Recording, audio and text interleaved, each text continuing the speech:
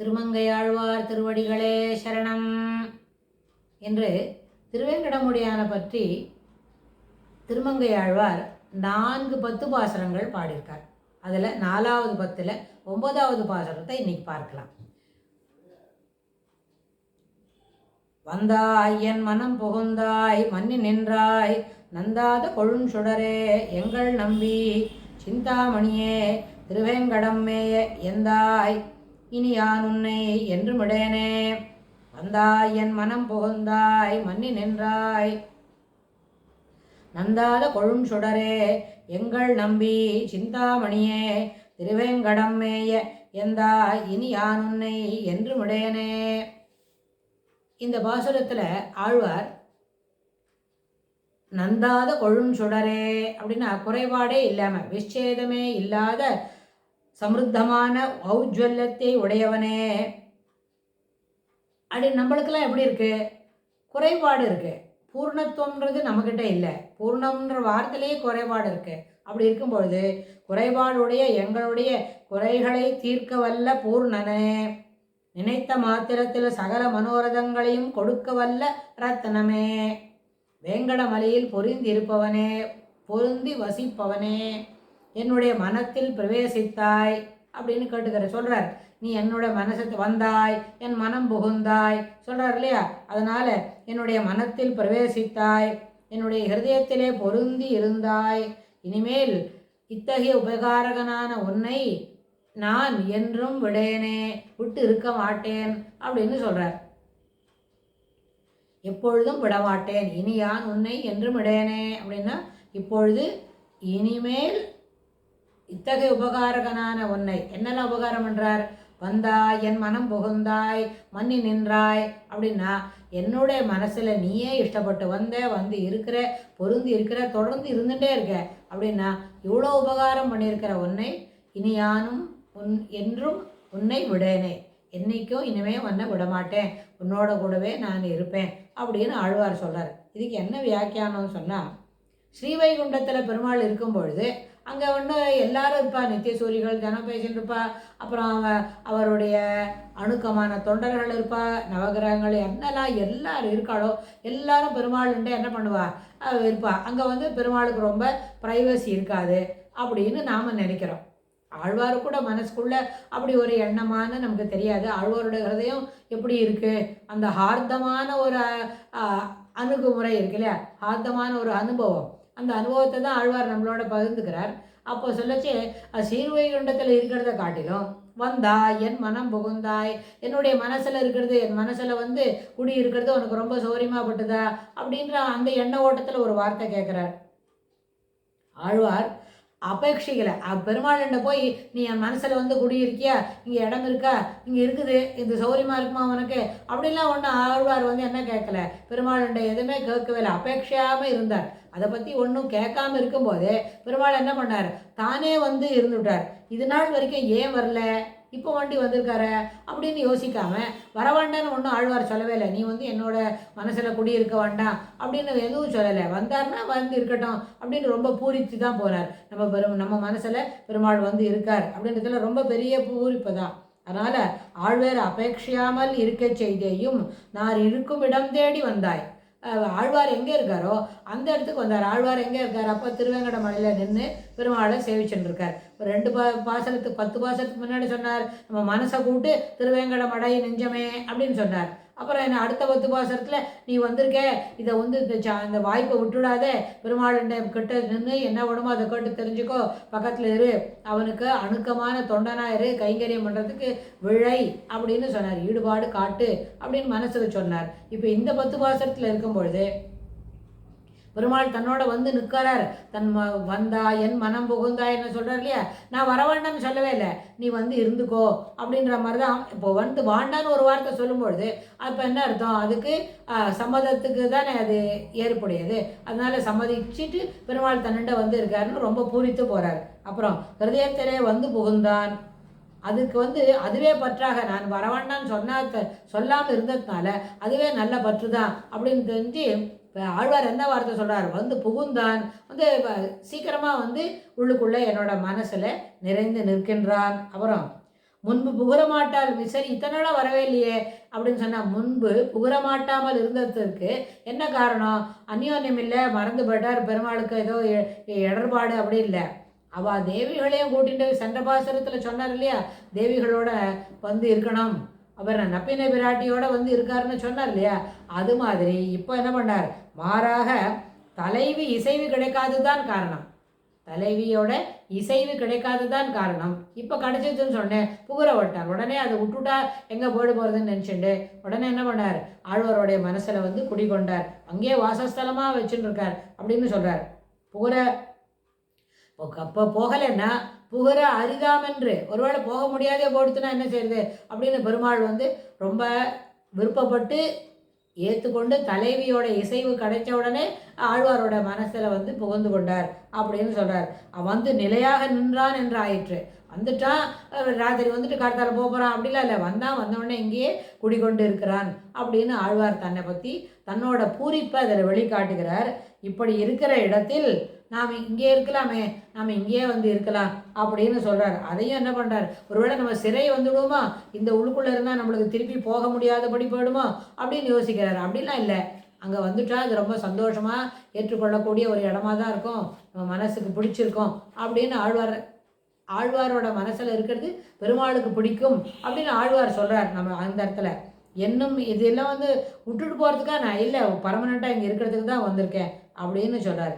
அதாவது இவர் இந்த பக்கலிலே புகுந்து இருக்கலை பெற்றது, இந்த பக்கலில் ஆழ்வாரோட மனம் என்ற அந்த பக்கத்தில் வந்து நம்ம இருந்துக்கலாம் அப்படின்னு சொல்கிறார். இது வந்து பெறுவதற்கு அரிய பேர். பெருமாள் நம்ம ஹிருதயத்தில் வந்து குடிக்கொண்டு இருக்கிறார் அப்படின்னா எல்லாரோட மனசுலையும் இருக்கார், அணுவுக்கும் அணுவா நம்மளோட ஜீவனுக்கும் அந்தரியாமையாக இருக்காருன்னு சொன்னால் அது நம்மள ஒருத்தருக்கு எத்தனை பேருக்கு புரியுறது பெருமாள் நம்மள இருக்காருன்னு? அது புரியவே இல்லை.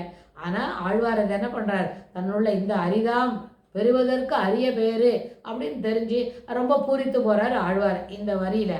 வந்தாய் என் மனம் புகுந்தாய் மன்னி நின்றாய் அப்படின்னு, இங்கே இருக்கிறதுக்கு உனக்கு விருப்பப்பட்டு நீ இருக்க, அரிதற்கு பெறுவதற்கு அரிதாய் அரிய பேராய் தனக்கு முடிவில்லாத அப்புறம் அழிவில்லாத அளவில்லாத ஐஸ்வர்யம் பெற்றவனாய் உஜ்வலனாய் அப்படின்னு, உஜ்வலனா என்ன ஜொலிக்கின்றார் பெருமாள் வந்து என்ன ஜொலிக்கிற பெருமாள், நல்ல உஜ்வலனாய்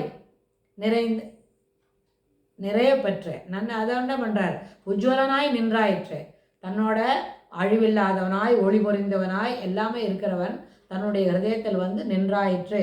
என்ன சொன்ன, நந்தாத கொழுஞ்சுடரே, அதுக்கு தான் அந்த வார்த்தை.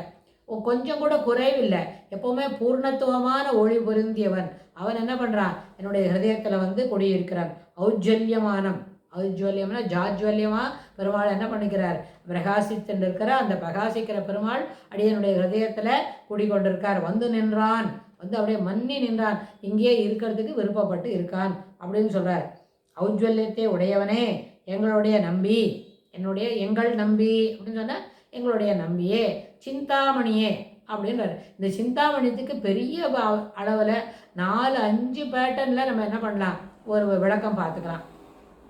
சிந்தாமணின்னு சொன்னால் நினச்சதை கொடுக்கும், என்ன கேட்கணுமோ அந்த சிந்தாமணி கல் நம்மக்கிட்ட இருந்தால், நம்ம இப்போ பெருமாள்கிட்ட போகணும், கோவிலுக்கு போய் நிற்கணும் அப்படின்னா அது கோவிலுக்கு போய் விடும், அங்கே கிட்ட போய் பெருமாளை சேர்க்கணும், பெருமாளை சேர்க்க விடும். இல்லை அங்கேருந்து நேராக அடுத்த 15 நிமிஷத்தில் நம்ம வீடு வந்து சேரணும் அப்படின்னா வீடு வந்து சேர்த்து விடும்.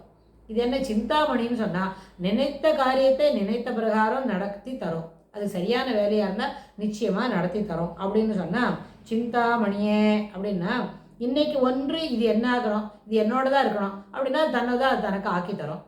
அப்படி அது என்ன கேட்குறமோ அது தெரியும் இல்லையா, அது தரக்கூடிய வஸ்து போல் அந்த சிந்தாமணி வந்து ஆழ்வாருக்கு பெருமாளே சிந்தாமணியாக இருக்கார். ஏன்னா இப்போ ஹிருதயத்தில் வந்து குடிக்கொண்டு விட்டார், ஹார்தமாக இருக்குது, அது ரொம்ப மனசுக்கு ஏற்புடையதாக இருக்குது, பெரிய பூரிப்பாக இருக்குது, கண்டித்தா இருக்கிறே பேர். அதனால் என்ன செஞ்சுக்கிறார், பெருமாளை சிந்தாமணியே அப்படின்னு கூப்பிட்றாருன்னா, உன்னுடைய நாமத்தை நினைத்து தொடர்ந்து சொல்லிகிட்டே இருக்கிறேன் அப்படின்னா அது எனக்கு இப்போ கிடைத்தற்கரிய பேர், பெரிய அளவில் எனக்கு மனசில் திருப்தியை கொடுக்கறது என்று நின்றான் ஆயிற்றுன்னு சொல்கிறார். அப்புறம் சில சமயத்தில் ஞானம் பிறந்தால் கூட சில அபேட்சையெல்லாம் போகாது, அது வேணும் இது வேணும் அப்படின்னு நினச்சிருப்போம். ஆனால் ஞானம் பிறந்தாலும் இது வந்து தேவையை உபேட்சையாத ரத்தனம் அப்படின்னு சொன்னால் அப்படி இல்லை, பெருமாள் நம்மளுக்கு ஞானத்தோட கூட இது தேவைப்படக்கூடியது அப்படின்னு சொல்லி, அப்படி தேவைப்படாத ரத்தனமாக இல்லை, சிந்தாமணினா தேவைப்படாத ரத்தனம் இல்லை, அபேட்சை இல்லைன்னா கூட இதை வந்து நம்மளுக்கு விருப்பப்பட்டு சுவாமி வந்து வேண்டாம்னு சொல்லாதனால என்ன பண்ணார், தானே வந்து இது அப்புறம் புகை வரப்போடாது படு போகிறது, அங்கே போய் இருக்க முடியாது படு போகிறது அப்படின்னு விருப்பப்பட்டு ஆழ்வாருடைய மனத்தில் வந்து குடிகொட்டுண்டார் அப்படின்னார். அத்தகைய உபேட்சியாத அந்த ரத்தனம் என்ன பண்ணித்த, மணி சிந்தாமணி ரத்தனம் என்ன பண்ணித்தனா திருமலையிலே வந்து நின்று கொண்டது. திருமலையே வந்து அடியார்களை தடுத்தாட்கொண்டது. திருமலையிலே வந்து நின்றவனே, ஔஜ்வல்யத்தை உடையவனே, என்னை ஆட்கொண்டவனே அப்படின்னு சொல்றார். அடியார்களை ஆட்கொண்டது பொதுவாக பெருமாள் திருமலையிலே வந்து நின்னத்துக்கு. ஆனால் அந்த பெருமாள் என்ன பண்ணார், திருமலையப்பன் தன்னையும் தடுத்தாட்கொண்டார். என்னை ஆட்கொண்டவனே, இனி யான் உன்னை என்று விடையனே, இப்படியெல்லாம் என்னை தடுத்தாட்கொண்டு எனக்கு உபகாரம் பண்ணின ஒன்றை ஒரு நாளும் இனி விடமாட்டேன் அப்படின்னு ஆழ்வார் சொல்கிறார்.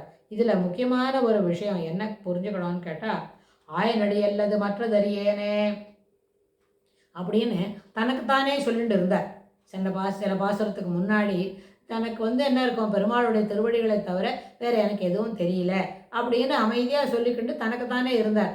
அப்படி இருந்த அவர் ஆழ்வார்கிட்ட பெருமாள் என்ன பண்ணார், தான் வந்து மன்னி நின்றாய், வந்து எனம் புகுந்தாய், என் மனம் புகுந்தாய் அப்படின்னு சொல்கிறார். அப்படி தனக்குத்தானே இருந்தவரை இனி மற்றொன்று எதுவும் பிரசங்கிக்கலை. ஆழ்வார் வந்து என்ன பிரசங்கித்தார் அப்படின்னு கேட்டால், இது மனசில் நிறுத்துன்னு இருக்கார், வேறு என்னமோ யோசித்துன்னு இருக்காரா, இல்லை சிலவற்றை வேறு இன்னும் எதான 2-3 எதிர்பார்க்குறாரா, என்ன பிரசங்கித்தார் அப்படின்னு யோசித்த போது அவற்றை அறிந்து விட்டு அருளி செய்கிறார். பெருமாளை என்ன பண்ணுறார், அதெல்லாம் தெரிஞ்சுன்னுட்டார் அப்படின்னு ஆழ்வார்க்கும் புரிஞ்சுடுது.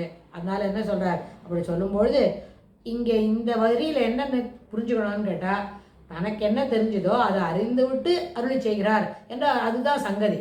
இந்த பாசுரத்தில் தனக்கு என்ன வேணும் என்ன சொல்கிறார், ஒரு முதல் வரியில் ஆயனடி அல்லது மற்றதறியேனே அப்படின்னு சொல்லும்பொழுது வேறு எதுவுமே இல்லை, தனக்கு தானே தான் பேசிக்கிட்டு இப்படி இருக்குது, தனக்கு இவ்வளோதான் முடியும் அப்படின்ற மாதிரி தன் ஒரு ஒரு ஒரு எண்ணெய் கீத்து அப்படி மனசுக்குள்ளே போகிறது.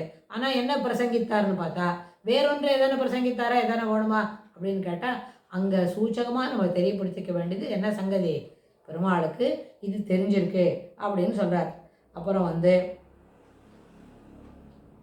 நான் இருந்த இடம், ஆழ்வார் இருந்த இடத்துக்கே பெருமாள் வந்து அவர் என்ன பண்ணிக்கிறார், சேர்த்துட்டு அங்கே ஆழ்வாரோட மனசில் வந்து குடிகொண்டாயிற்று. நான் இருந்த இடம் வந்தான் ஆயிற்று, வந்து இருச்சுருக்கார் அப்படின்னு பெருமாள் ஆழ்வார்கிட்ட வந்து விட்டார். ஆழ்வாரோட மனசில் பெருமாள் வந்து இருக்கார்ன்றத பெரிய பூரித்துக்குன்னு சொல்லிட்டு புகுந்தாய் என்றதற்கு அவர் வந்து புகுந்தாய் புகுந்து விட்டார் அப்படின்னு சொல்கிறார். அது மாதிரி சொல்லும் பொழுது ஆழ்வாருடைய ஹார்தம் மனஸ்பூர்த்தியாக சொல்லிக்கிறார், என்னுடைய மனஸ்பூர்த்தியாக வந்து இருக்கார் அப்படின்னு சொல்கிறார். இதை வந்து ஹார்தமாக சொல்கிறத நம்ம என்ன பண்ணலாம், கொஞ்சம் சூச்சகமாகவும் புரிஞ்சுக்கலாம். பெருமாள் தன்னண்ட வந்து இருக்கிறதுக்கு தான் ரொம்ப பூரித்து போயிருக்கிறோம் அப்படின்றத ஆழ்வார் நம்மளுக்கு சூச்சகமாக சொல்கிறார். இப்போது ஒரு வார்த்தை சொன்னார் இல்லையா, அதாவது ஆயனடி அல்லது மற்றது அறியேனே அப்படின்னு சொல்கிற அதனோட தொடர்பில் அந்த சிந்தாமணின்னு என்ன, ஒரு ஆழமான இடம், அங்கே ஒரு பாறை இருக்குது, வாழும் பாறை இருக்குது. அந்த பாறைத்தில் என்ன சொல்கிறார், விஷய பிரதமான ரத்தனம், இதெல்லாம் என்னது விஷயம் மணி அப்படின்னு சொன்னால் இந்த ரத்தனத்தை இங்கே இருக்கிறதுக்கு அவர் பயன்படுத்தினார். எதுக்கு, ஆழ்வார் வந்து பெருமாளை பற்றி உயர்வாக சொல்கிறதுக்கு இது ஒரு அபேட்சியாத ரத்தனம், விவக்ஷணம், இது இப்படி தான் சொல்லணும், இப்படி தெளிவுபடுத்தணும் அப்படி இல்லாமல் அந்த சிந்தாமணி என்ன சொல்லும், நினைத்ததை நினைத்த மாத்திரத்தில் கொண்டு விடும், நினைத்ததை நினைத்த மாத்திரத்தில் கேட்ட நேரத்தில் உடனே கொடுக்கும். அதுபோல் பெருமாளை என்ன பண்ணுறாருன்னு கேட்டால், எப்பொழுதும் அவனுடைய குண விசேஷங்களையே நினைத்து கொண்டு இருக்கிறோம் அப்படின்னா அதையே எண்ணி என்ன பண்ணுறார், அதுவே அரிதான் என்ற அதை வந்து மணி என்ற இது வந்து மணி என்று சொன்னால் அவனுடைய குண விசேஷங்களை அனுபவிக்கிறோம் ஒன்று. இன்னொரு மணி என்று சொன்னால் இதெல்லாம் மனசில் வாங்காமல் வேற ஒரு சிறப்பை பற்றி நம்ம யோசிக்கிறோம். இது ரெண்டுமே என்ன மணி என்ற வார்த்தைக்கு சில சாதாரண சிந்தாமணின்னு சொன்னால் நம்மளுக்கு தெரியும், கேட்டதை கேட்ட நேரத்தில் கொடுக்கும் அப்படின்னு. பெருமாள் அப்படி அனுகிரகம் பண்ணுறாருன்னு உள்ளுக்குள்ளே அவருக்கு ஒரு எண்ணெய் கீத்து அதில் போகிறதுன்னு சொன்னால், இதை தியாஜ்யமான மணி, இதை விட்டு கொடுக்க முடியுமா? இந்த மாதிரி மணியை நம்ம விட்டுவிட முடியுமா? இதை நம்ம எப்பொழுதும் என்ன பண்ணோம், அருகில் நின்று அனுபவிக்க வேண்டும் அப்படின்றது தான் ஆழ்வாரோட ஹிருதயம். அதை சொல்கிறார். அதை மணி என்ற அர்த்தத்தில் அர்த்தமாக்கினா அது என்ன பண்ணும், விட முடியாத மணி. மணின்னு சொல்லி அது கேட்டதெல்லாம் கொடுக்கும் சிந்தாமணின்னு சொன்னால் அது நம்மளோட இருக்கணும். ஆனால் இதுவே மணி என்ன சாதாரணமாக ஒரு லைட்டர் வெயினில் பொருள் சொல்லணும்னா மணி என்ன சிந்தாத சிதறாத ஒரு இடத்துல வச்சுக்கணும், அதை நல்லா கட்டி காப்பாற்றணும் அப்படின்னு சொன்னால் அதை ரத்தனானி தனதானியானி அப்படின்னு என்று ஞானிக்கு தியாஜ்யம் பல உண்டு. ஒரு ஞானின்னா சிலதெல்லாம் அவருக்கு இருக்கணும், சிலதெல்லாம் பழகக்கூடாது, சிலதெல்லாம் பயன்படுத்தக்கூடாது, அப்படிலாம் சில விட வேண்டிய கட்டாயங்கள் உண்டு ஞானிக்கு அப்படின்னு சொன்னால் ரத்னானி தனதானியானி என்று ஞானிக்கு தியாஜ்யங்கள் உண்டு. ஆதலால் இது என்று திருவுள்ளம் ஆழ்வாருக்கு இப்படி தான் அப்படின்னு சொல்கிறது. அப்புறம் சிந்துதல் சிதறுதல் என்பது மணிக்கு பொருந்துமாதலால் பலிதார்த்தம் என்றும் கொள்ளலாம். மணி என்ன சொன்னால் சிலப்போ சிந்தி போகும், சிலப்போ சிதறி கட்டுவோம் அப்படின்னு சொன்னால் அது பலிதார்த்தம், பலித்தமானது, அதுவும் கிடச்சிது அவருக்கு அப்படின்னு சொல்கிறார் என்று திருவுள்ளம். அதனால் திருமலையில் நின்ற நிலையை என்னுடைய நெஞ்சிலே நீ பற்றினவாறு. திருமலையில் பெருமாள் நின்றுருக்கார். ஏழுமலை திருமலையில் இருக்கிற அந்த மலையில் நித்தியவாசம் பண்ணுகிற பெருமாள் நின்றுருக்கிறதுக்கும் நீ பற்றின பற்று என்றும் அல்பகால விவக்ஷையாக அருளி செய்கிறார் ஆழ்வார். புனர் விஸ்லேஷ பீருத்வம் பரமாபக்தி உஷ்யதே என்ன கடவுளரே என்றவாறு. புனர்விஸ்லேஷ பீருத்வம் எப்பையும் தன்னோட இருக்கணும் அப்படின்றத தான் பெருமாளோட இருக்கணும்.